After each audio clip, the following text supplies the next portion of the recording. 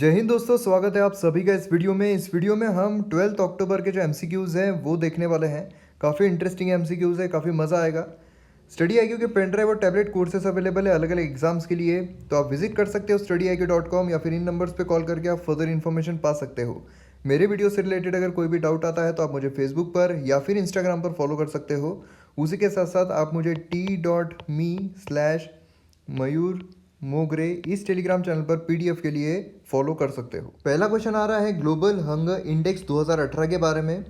तो इस रिपोर्ट के मुताबिक 5 में से एक बच्चा जो कि 5 साल के अंदर है वो वेस्टेड है और एक्सट्रीमली लो हाइट एज के हिसाब से हमें देखने को मिलती है, जो कि एक्यूट अंडर न्यूट्रिशन ये दिखाता है। भारत का जो रैंक है वो 103 है 119 कंट्रीज़ में से। और परसेंटेज जो है अंडर न्यूट्रिश्ड लोगों के, अंडर न्यूट्रिश्ड मतलब क्या होते हैं, कुपोषित। तो ये जो परसेंटेज है ये ड्रॉप हुआ है, 18.2% था 2000 में, वहाँ से 14.8% हो गया है 2018 में। तो यहाँ पर अगर हम पहला स्टेटमेंट देखते हैं तो वेस्टेड, इसका मतलब क्या होता है कि आपका जो वेट है वो कम है आपकी हाइट के मुकाबले। अब देखिए याद कैसे रखा जाए, तो वेस्टेड मतलब क्या है कि आप खाना जो है वो वेस्ट कर रहे हो, खाना आपका बहुत वाया जा रहा है। खाना अगर वेस्ट जाएगा तो ऑब्वियसली कि आपको प्रॉपर न्यूट्रिशन नहीं मिलेंगे, प्रॉपर न्यूट्रिशन नहीं मिलेंगे मतलब कि आपका वेट जो है वो नहीं बढ़ पाएगा। इसीलिए यहाँ पर वेस्टेड, उससे आप याद रख सकते हो कि आपका जो वेट है वो कम है आपके हाइट के मुकाबले। वहीं दूसरा आता है स्टंटिंग। स्टंटिंग का मतलब क्या होता है कि आपकी जो हाइट है वो कम है as compare to your age, तो इसे हम स्टंटिंग कहते हैं, ना कि वेस्टेड कहते हैं। तो इसीलिए ये जो है ये गलत हो जाता है। दूसरा अगर हम देखते हैं तो दूसरा बिल्कुल सही है। तीसरा अगर हम देखते हैं तो इनकी जो पॉपुलेशन है उसमें भी कमतरता आई है, तो ये भी बिल्कुल सही है। जवाब रहेगा 2 और 3। तो यहाँ पर आपको ये तीन चीज़ें बहुत इंपॉर्टेंट है, पता रहनी चाहिए, और इसका जो ट्रेंड है वो भी पता रहना चाहिए। पहला कौन सा आता है, तो स्टंटिंग। स्टंटिंग का मतलब क्या होता है कि आपकी जो हाइट है, हाइट कम है as compare to your age. और दूसरा आता है वेस्टेड। वेस्टेड मतलब क्या होता है, वेट, आपका जो वेट है वो कम है, लो वेट है। और तीसरा क्या आता है, अंडर वेट। तो ये तीन चीज़ें आपको पता रहनी चाहिए, बहुत इंपॉर्टेंट हो जाती है एग्जाम पॉइंट ऑफ व्यू से। नेक्स्ट यहाँ पर आता है कि रिसेंटली गवर्नमेंट ऑफ इंडिया ने एक प्रोग्राम स्टार्ट किया है जहाँ पर आयरन और फोलिक एसिड टैबलेट्स वो बांट रहे हैं स्कूल में। तो इसके रिगार्डिंग आपको सही स्टेटमेंट जो है ये पहचानना है। पहला आता है कि एक सेंट्रल स्कीम है स्कूल गोइंग एडोलेसेंट गर्ल्स के लिए ही सिर्फ। एडोलेसेंट गर्ल्स मतलब क्या होते हैं, तो किशोर अवस्था में जो होते हैं, एक होते हैं चाइल्ड, एडोलेसेंट और अडल्ट। अडल्ट मतलब क्या होता है, 18 साल के ऊपर के। तो एडोलेसेंट मतलब किशोर अवस्था में जो है उन लड़कियों के लिए ही सिर्फ ये स्कीम लाई गई है। और ये किस लिए लाई गई है, ताकि जो स्टंटेड ग्रोथ होती है उसकी जो प्रॉब्लम है उसे टैकल किया जा सके। स्टंटेड ग्रोथ अभी हमने देखा है, स्टंटेड मतलब क्या होता है कि आपकी जो हाइट है वो कम रह जाती है। तो यहाँ पर देखिए ओनली आ रहा है, तो आपको सतर्क हो जाना है, मतलब ये गलत हो जाएगा। दूसरा अगर हम देखते हैं स्टंटेड ग्रोथ, इसके लिए नहीं है ये, तो इसीलिए ये भी गलत हो जाता है। जवाब रहेगा D, none of the above. यहाँ पर आप देख सकते हो कि ये जो कॉम्बिनेशन है जिसमें मिनरल आयरन होता है और 3 विटामिन होते हैं, विटामिन सी, विटामिन B12 और फोलिक एसिड। तो यहाँ पर आपको विटामिन जो है उसके बारे में पता रहना चाहिए। विटामिन ए जो है वो किस लिए होता है, डिसीज़ कौन से होते हैं, तो नाइट ब्लाइंडनेस हो सकता है उससे। विटामिन B1 की अगर हम बात करते हैं तो बेरी बेरी जो है, बेरी बेरी हो सकता है उससे। उसमें विटामिन B2 B3 ये सब आते हैं। B2 मतलब क्या होता है, जो मतलब एरिबोफ्लेविन जो है उसके वजह से हो सकता है। विटामिन B3 जो है वो पेलाग्रा वो हो सकती है। फिर B5 B6 B7 काफ़ी सारे विटामिन होते हैं बी इसमें जो हमें देखने को मिलते हैं। विटामिन B12 जो है उसमें जो एनीमिया है तो वो हमें देखने को मिलता है। विटामिन सी जो है, विटामिन सी, उससे कौन सी डिसीज़ हमें देखने को मिलती है, तो स्कर्वी। और विटामिन डी अगर हम देखते हैं तो रिकेट्स।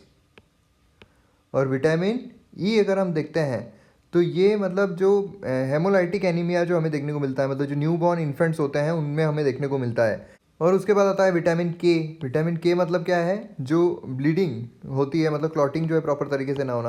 तो ये सब जो है ये सब आपको पता रहना चाहिए, बहुत इंपॉर्टेंट फैक्टर्स है ये। अब ये जो है वीकली आयरन और फोलिक एसिड सप्लीमेंटेशन मतलब WIFS, ये प्रोग्राम, ये सेंट्रल स्कीम है गवर्नमेंट जो स्कूल्स हैं मतलब एडोलेसेंट गर्ल्स और बॉयज़ दोनों के भी लिए। यहाँ पर आप न्यूज़ देख सकते हो कि 85% एडोलेसेंट जो है बिहार में वो एनीमिक है।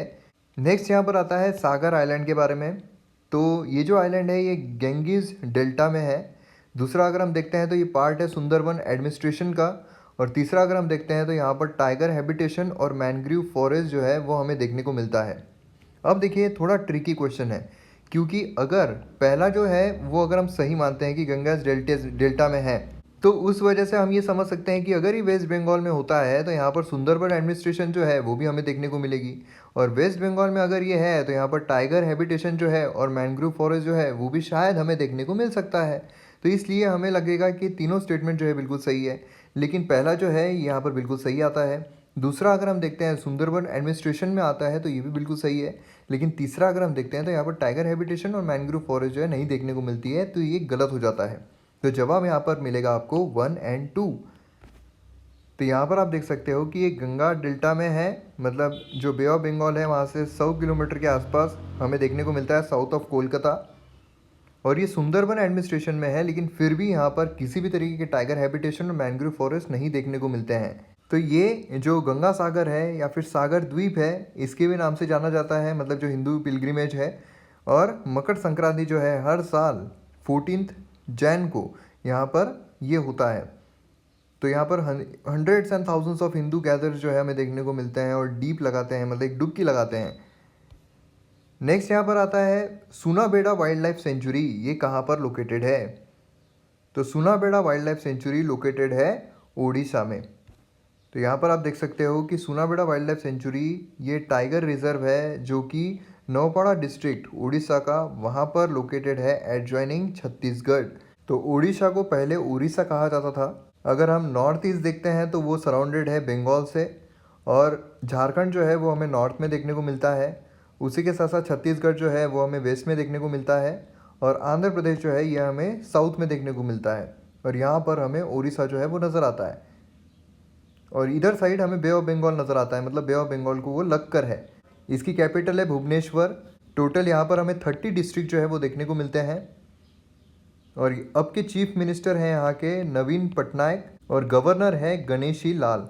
तो यहाँ पर आपको ये उड़ीसा जो है ये इसलिए इम्पोर्टेंट हो जाता है क्योंकि यहाँ पर जो यूनिकैमरल है ना, मतलब MLA legislative assembly and legislative council, तो यहाँ पर 2 होते हैं। तो ऐसे 7 स्टेट्स हैं जहाँ पर लेजिस्लेटिव असेंबली और लेजिस्लेटिव काउंसिल दोनों हैं। कौन से हैं?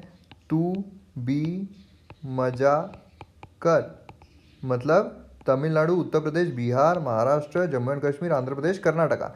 तो इस तरीके की ये जो स्टेट्स हैं यहाँ पर बाइकैमरलिज्म है, दोनों है। उड़ीसा जो है वहाँ पर ये न्यूज़ में काफ़ी चल रहा था। तो क्या आप बता सकते हैं क्या न्यूज़ थी वहाँ पर? यहाँ पर ऑर्गेनोफॉस्फेट बेस्ड पेस्टिसाइड जो है उसके बारे में कुछ स्टेटमेंट दिए गए हैं। ये गवर्नमेंट के द्वारा बैन किया गया है क्योंकि ये फार्मर्स के द्वारा कॉमनली यूज़ किया जाता था। मेजोरिटी जो है ऑर्गेनोफॉस्फेट बेस्ड पेस्टिसाइड की एब्जॉर्ब की जाती है स्किन के द्वारा, और इस वजह से न्यूरोलॉजिकल डिसऑर्डर जो है सफोकेशन, पैरालिसिस या फिर डेथ भी हो सकती है। दूसरा बिल्कुल सही है, तीसरा बिल्कुल सही है, पहला जो है वो गलत हो जाता है। तो जवाब रहेगा C 2 और 3। यहाँ पर आप देख सकते हो कॉमनली यूज्ड है फार्मर्स के द्वारा, और ये नर्वस सिस्टम को, हार्ट को ये काफ़ी प्रॉब्लम्स देता है, और मेजोरिटी जो है वो स्किन के द्वारा एब्जॉर्ब की जाती है। अब hand in hand joint army exercise जो है वो भारत और किसके बीच में होती है? तो हैंड इन हैंड जो है वो होती है भारत और चाइना के बीच में। तो ये जो आर्मी एक्सरसाइज है बहुत इंपॉर्टेंट होते हैं, मैंने लास्ट वीडियो में भी आपको बताया था। जैसे जो एक्यूबेरिन है वो किसके बीच में होती है? भारत और मालदीव्स के बीच में होती है। उसी तरीके से शक्ति जो है वो किसके बीच में होती है? भारत और फ्रांस के बीच में होती है। उसी के साथ साथ हैंड इन हैंड किसके बीच में होती है? भारत और चाइना के बीच में होती है। और बांग्लादेश के साथ कौन सी होती है हमारी? तो संप्रीति, ये हमारी बांग्लादेश के साथ होती है। उसी के साथ साथ जो एलिफेंट है, नोमैडिक एलिफेंट, वो किसके साथ होती है? तो मंगोलिया के साथ होती है। सूर्य किरण एक आती है, वो किसके साथ होती है? भारत और नेपाल के साथ सूर्य किरण होती है। और आप मुझे बता सकते हो कि श्रीलंका जो है उसके साथ कौन सी होती है? श्रीलंका के साथ तो बता सकते हो आप कौन सी होती है? मित्र शक्ति, है ना, मित्र शक्ति श्रीलंका के साथ होती है। और वही हम USA के साथ देखते हैं तो युद्ध अभ्यास, वज्र प्रहार, तो यह हमें USA के साथ देखने को मिलती है। अब इसी तरीके से नेवी की भी होती है, जैसे वरुण जो है ये फ्रांस के साथ होती है हमारी, पर ये नेवी एक्सरसाइज है। उसी तरीके से जो IBSAMAR वो है ब्राज़ील साउथ अफ्रीका उसमें इन्वॉल्व है, भारत उसमें इन्वॉल्व है।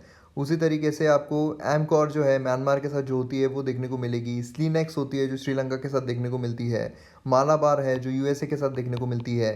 फिर उसके बाद एयरफोर्स का भी होता है। फ्रांस के साथ कौन सी होती है हमारी? गरुड़ होती है। देखिए फ्रांस जो है ये अभी काफ़ी न्यूज़ में चल रहा है, इसलिए फ्रांस के साथ तीनों जो है बहुत इंपॉर्टेंट हो जाते हैं।